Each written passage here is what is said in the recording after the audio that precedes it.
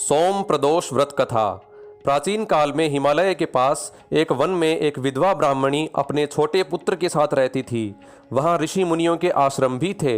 उनकी आज्ञा से वह ब्राह्मणी भिक्षा के लिए निकलती थी। उसे जो कुछ मिल जाता उसी से अपना जीवन निर्वाह करती थी।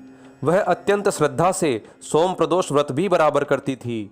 एक दिन उसे विदर्भ देश का एक छोटा राजकुमार मिला, जिसके पिता को शत्रुओं ने मार दिया था और राजकुमार को जंगल में छोड़ दिया था। दयावश ब्राह्मणी ने उसे अपनी झोपड़ी में लाकर उसका पालन पोषण किया।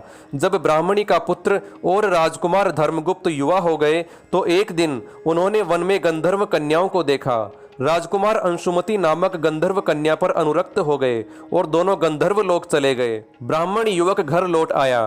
अंशुमति के माता पिता ने राजकुमार धर्मगुप्त के साथ अंशुमति का विवाह कर दिया। गंधर्वों ने धर्मगुप्त के शत्रुओं को हराकर विदर्भ देश का राज्य उसे वापस लौटा दिया। राजगद्दी पर बैठने के बाद राजकुमार धर्मगुप्त को अपने मित्र ब्राह्मण युवक की याद आई और उसे अपने राज्य का मंत्री बना लिया।